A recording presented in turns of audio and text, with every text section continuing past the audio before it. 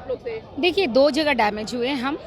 पहला, हम जो उम्मीद था उत्तर प्रदेश से, वहाँ शायद जातीय समीकरण ने थोड़ा-सा हमें मात दिया है। ऐसी कोई बात नहीं है। हम तीसरी बार सरकार बनाने जा रहे हैं देश में, और देश के प्रधानमंत्री सर्वमान्य थे, सर्वमान्य हैं और सर्वमान्य रहेंगे। नमस्कार, आप न्यूज़ फाउंडेशन देख रहे हैं। मैं हूं आपके साथ वंदना। अभी हमें बीजेपी प्रदेश कार्यालय में, जैसा कि इस बार एनडीए ने जो दावा किया था अब की बार 400 पार, हालांकि उस पर खरी नहीं उतरी, लेकिन फिर भी जो है यह भी नहीं कहा जा सकता है कि केंद्र में एनडीए की सरकार नहीं बन सकती। ऐसा नहीं दिख रहा है, बनने की चांस है, लेकिन जो सीटों का मार्जिन बताया जा रहा था, सीट जीतने का जो दावा किया जा रहा था, उसमें कहीं ना कहीं जो है घटती हुई नजर आ रही है। हमारे साथ बीजेपी के प्रवक्ता हैं सुषमा साहू जी।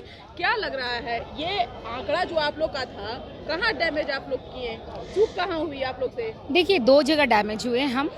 पहला, हम जो उम्मीद था उत्तर प्रदेश से, वहाँ शायद जातीय समीकरण ने थोड़ा-सा हमें मात दिया है।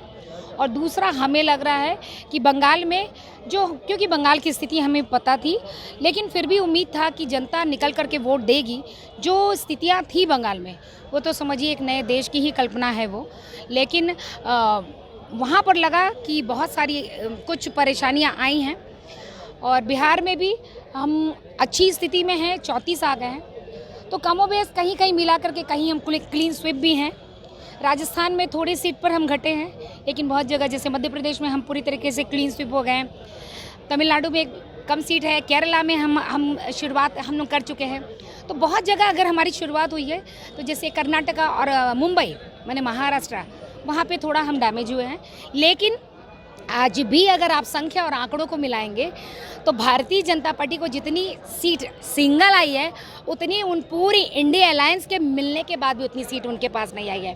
तो अगर आंकड़ों के हिसाब से हम बात करेंगे, तो एनडीए तो जीत ही चुकी है, आपको भी पता है, आंकड़ों में भी हम जीत चुके हैं। और भारतीय जनता पार्टी भी आज के समय में की सबसे बड़ी पार्टी है, क्योंकि भारतीय जनता पार्टी के पास जो संख्या है, वो पूरे इंडी गठबंधन के पास भी वो संख्या नहीं है। लेकिन बिहार में क्या वजह मानती हैं? बिहार में आप लोगों ने 40 सीट जीतने का दावा किया। अगर बिहार में नीतीश कुमार के साथ अलायंस नहीं करती बीजेपी, तो क्या लग रहा था कि ये भी सब समाप्त हो जाता? देखिए, ऐसा नहीं है। तो फिर तो आप ये भी कह सकती थी कि जो इंडी गठबंधन का गठबंधन अगर ना हुआ होता, जो उन लोग के साथ जो कोऑर्डिनेशन था, वो कोऑर्डिनेशन नहीं था, तो आज तो उनका सूफरा साफ हो जाता। तो ये भाजपा के लिए आप ये कदापि नहीं कह सकती, और एनडीए गठबंधन के लिए कभी नहीं कह सकते, क्योंकि एनडीए गठबंधन भी जब अकेले भी लड़ी थी, तब भी आप उसका स्वरूप आप देख चुके थे। नीतीश जी के साथ, यानी हम जब एनडीए बन गए, भारतीय जनता पार्टी जब एनडीए बन जाती है, तो आज नीतीश जी को भी हम भारतीय जनता पार्टी के कार्यकर्ताओं से बहुत फायदा हुआ। आज जो भी सीटें उनके पास आई है, उसमें भारतीय जनता पार्टी के कार्यकर्ताओं की एक बड़ी प्रमुख भूमिका है, और हम लोग जो जीते हैं उसमें उनका भी योगदान है। तो जब गठबंधन होता है, तो आप एक सिरे से किसी एक व्यक्ति का योगदान नहीं दे करके आप सामूहिक उसकी भूमिका को मानते हैं। अच्छा, हमारा क्या नाम है कि आपने कहा कि ऐसे आपने अपनी बातों को रख दिया, मानते हैं, लेकिन मोदी की गारंटी तो नहीं चली ना? नहीं, मोदी की गारंटी नहीं होती तो जिस तरीके से लोगों ने कहा था कि हम लोग भारतीय जनता पार्टी का इंडी गठबंधन क्यों बना था, इस गठबंधन के बनने के पीछे का राज क्या था और कारण क्या था? कारण बस यही था कि किसी तरीके से शीर्ष तक पहुंचने पर, यानी जो आंकड़ा चाहिए 272 का, 272 तक एनडीए को नहीं पहुंचने देना, ये उनका मुख्य मकसद था। और इसी मकसद के, क्योंकि उनको पता था, क्योंकि ये जो भ्रष्टाचारियों और आतताइयों का जो आज एक गठबंधन बना हुआ है, उनके पास बस एक ही रीज़न था कि किसी तरीके से रोको, क्योंकि अगर ये तिबारा आ गया, आपको भी पता है कि ये पहली सरकार है एंटी कांग्रेस, पहली बार तीसरी बार अपनी सरकार बनाने की अपनी पूरी श्रृंखला को लेकर के पहुंचा है। मानते हैं कि ओवर कॉन्फिडेंस के कारण ये सारी नहीं, ओवर कॉन्फिडेंस नहीं होता। देखिए, इतना काम था जनता में, कहाँ हम समझाने में कहीं चूक किए हैं, या फिर कौन सा ऐसा जातीय समीकरण आया, उनका आरक्षण और संविधान का जो धमकी था कि संविधान का नष्ट हो जाएगा, बहुत जो हमारे नीचे स्तर पर जो भाई बहन थे, उनको वो शायद समझाने में वो सफल रहे होंगे।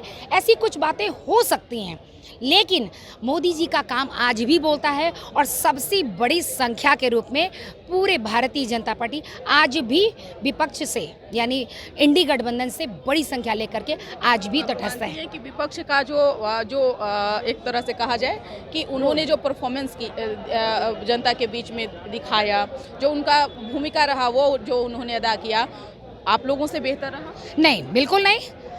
हमें तो लग रहा था कि जिस तरीके से वो कल्पनाएं दे रहे थे, जिस तरीके से वो बात कर रहे थे, फटाफट खटाखट और क्या क्या, जैसे मुझे तो लग रहा था कि 543 को वही लेने वाले हैं। जिस तरीके से वो बात कर रहे थे तो हम लोगों को तो लग रहा था कि हम लोग को ज़मींदोज़ कर देंगे।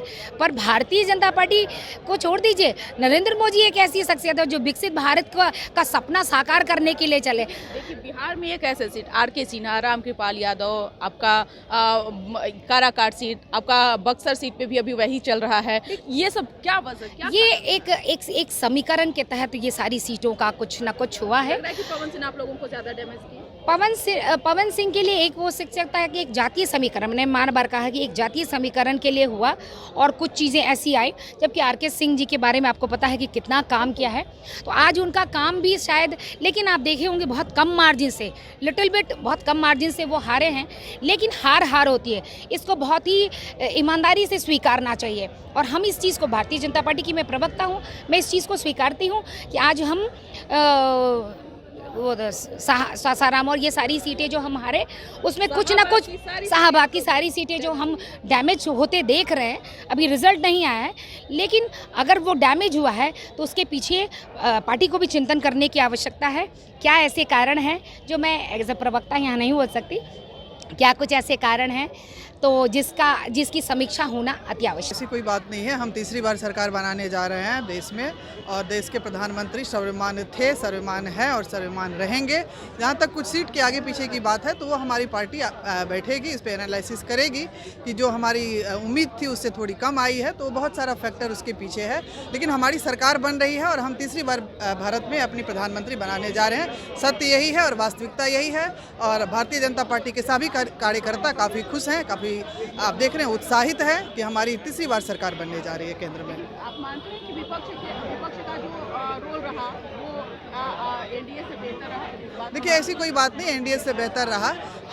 हमारी कुछ कमियां रही जिसको हम एनालिसिस करेंगे। विपक्ष की रोल बहुत बेहतर रहा, वो बात नहीं। प्रत्याशी भी आप लोगों को कुछ निर्दलीय भी कुछ फैक्टर रहा, और कुछ हमारा जो अंदरूनी है वो हम देखेंगे कि जो कुछ हमारा जो कार्यकर्ताओं में कुछ भी नाराजगी थी, स्थानीय स्तर पे क्या चीज़ वो रहा जिसकी वजह से हमको सीट कम आई, खासकर उत्तर प्रदेश, महाराष्ट्र में। तो उन चीज़ों पे हमारे पार्टी के जो वरिष्ठ लोग हैं वो बैठेंगे, उस पर एनालिसिस किया जाएगा। और निश्चित रूप से हम लोग ये देख रहे हैं कि तीसरी बार सरकार बनाना ये बहुत ही महत्वपूर्ण है हमारे लिए, और हम लोग तीसरी बार सरकार बना रहे हैं। बहुत बहुत धन्यवाद।